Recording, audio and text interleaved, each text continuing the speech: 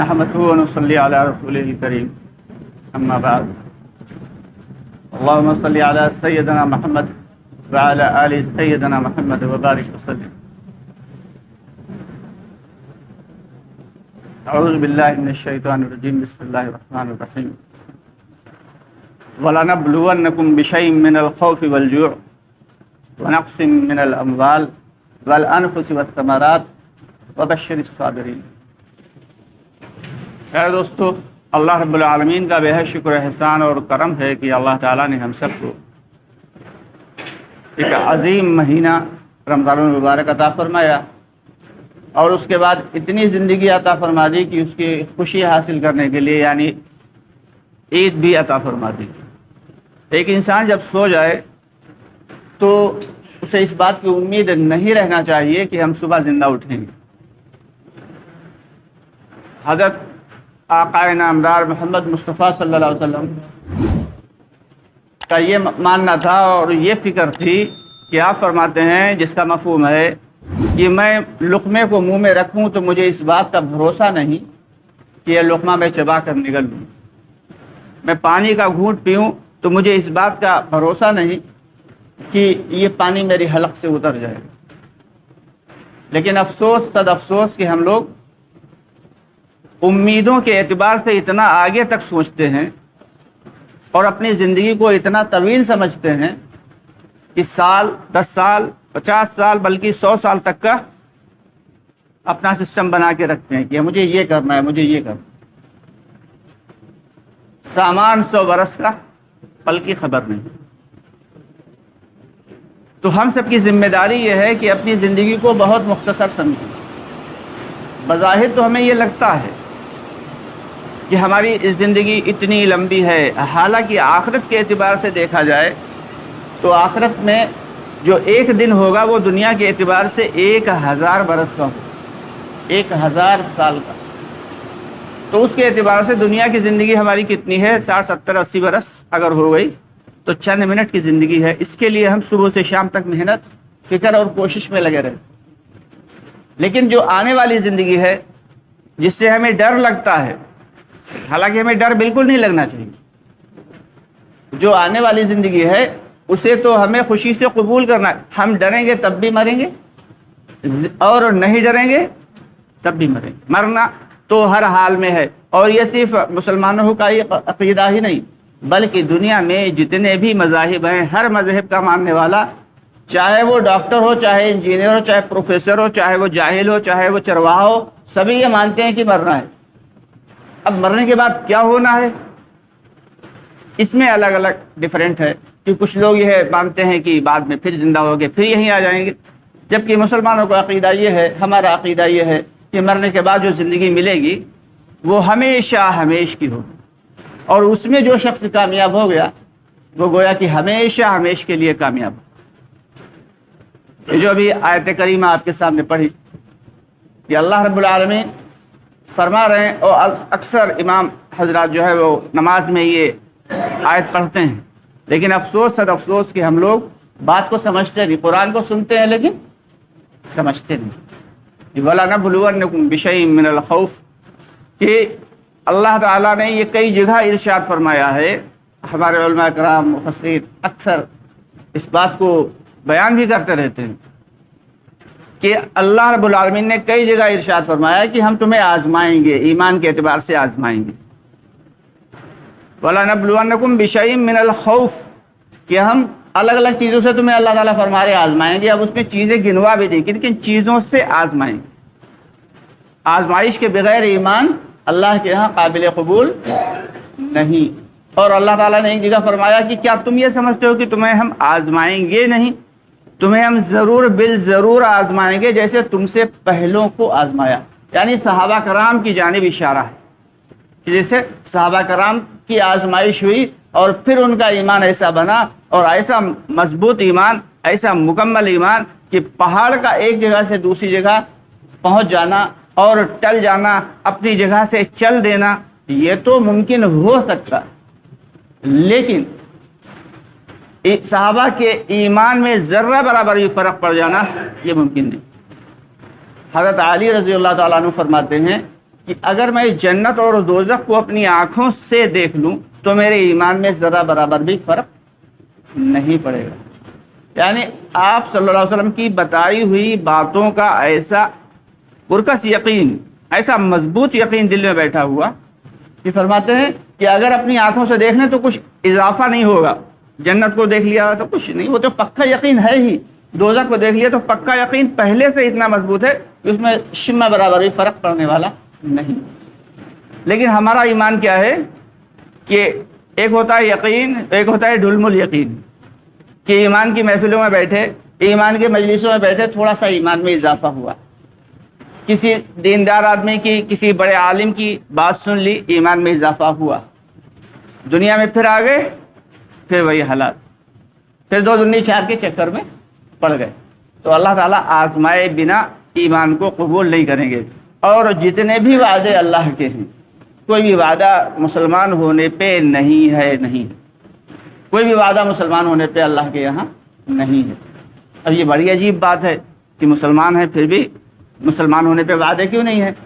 لیکن یہ بہت چھوٹی سی بات ہے اور ہر ایک کے سمجھ میں آنے والی ہے کہ کوئی بغیر ایمان کے کوئی شخص 30 دن کے روزے رمضان کے رکھ لے تو کیا اس کے روزے قبول ہوں گے؟ بھائی قطعاً قبول نہیں، الا یہ کہ اسے دنیاوی فائدہ مل جائے. کوئی شخص ایمان والا نہیں ہے لیکن وہ باقاعدگی سے نماز پڑھ رہا ہو تو کیا اس کی نماز قبول ہوگی؟ اس کا دنیاوی فائدہ تو مل سکتا ہے لیکن اس کی نماز قابل قبول نہیں ہوگی. پہلی شرط جو اللہ کے یہاں قبولیت کی ہے وہ ہے ایمان کی، کہ سب سے پہلے تو ہم سب کا ایمان یہ ہونا چاہیے کہ لا الہ الا اللہ اور محمد رسول اللہ.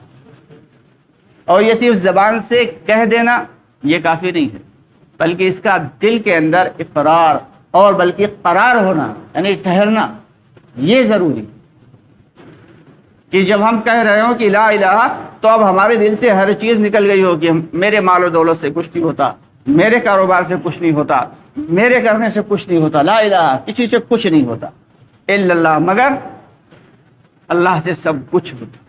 اور محمد رسول اللہ کہ ہم سب کے آقا مدنی محمد مصطفیٰ صلی اللہ علیہ وسلم کے لائے ہوئے پاکیزہ طریقے میں ہی کامیابی ہے. غیروں کا طریقہ کتنا بھی اچھا ہو اس میں کامیابی نہیں ہے. ہمیں کتنا بھی اچھا لگ رہا ہو، دوسروں کو کتنا بھی اچھا لگ رہا ہو، لیکن کامیابی کس میں ہے؟ کامیابی ہم سب کے آقا نامدار محمد مصطفیٰ صلی اللہ علیہ وسلم کے لائے ہوئے پاکیزہ طریقے میں ہی ہے. کہ ایک شخص جو ہے نماز پڑھ رہا ہے اور نماز میں اس نے کہا السلام علیکم ورحمۃ اللہ وبرکاتہ.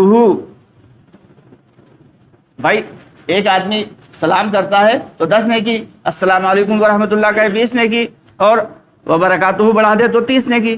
لیکن نماز میں صرف السلام علیکم ورحمۃ اللہ، یہ 2 باتیں. اگر وبرکاتہ بڑھا دیا تو اس نے سنت کے خلاف عمل کیا، کہ جو ہمارے آقا نے کہہ دیا بس اتنا کافی، دیٹس انف. اس سے نہ تو ذرہ برابر زیادہ اور نہ ذرہ برابر کم.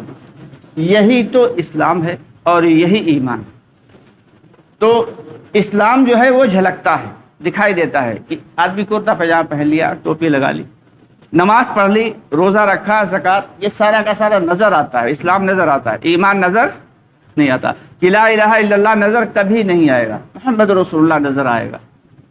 تو جب لا الہ الا اللہ دل کے اندر اترا ہوا ہے تو محمد رسول اللہ نظر بھی آئے گا. تو اس لیے اللہ تعالیٰ کے جتنے بھی وعدے ہیں سارے کے سارے وعدے ایمان پہ ہیں. اور اللہ تعالیٰ ایمان والوں کو آزمائیں گے بھی. سب کن کن چیزوں سے آزمائیں گے؟ کہ بشیء من الخوف، کہ خوف میں ڈال کے آزمائیں گے.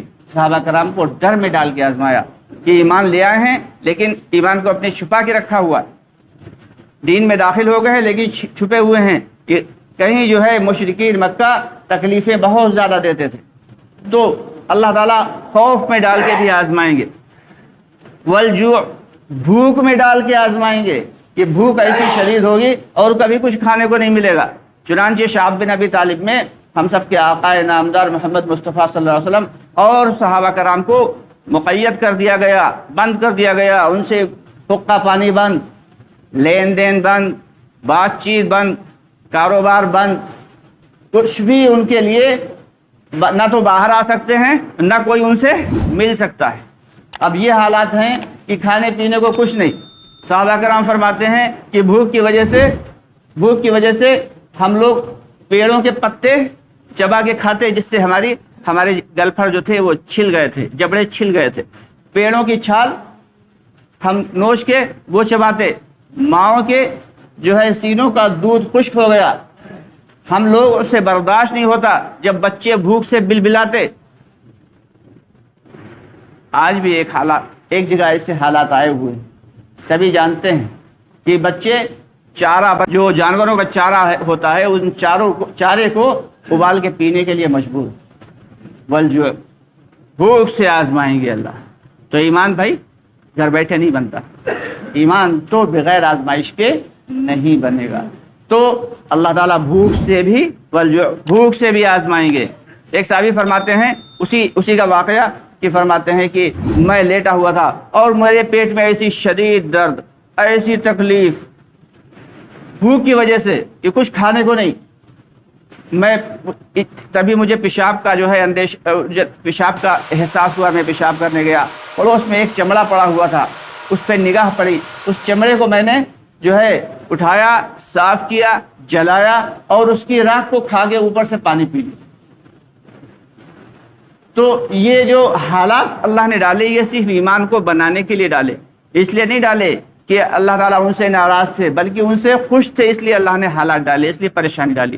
تو حالات کا آنا یہ بری بات نہیں، حالات میں پریشان ہو جانا یہ بری بات ہے۔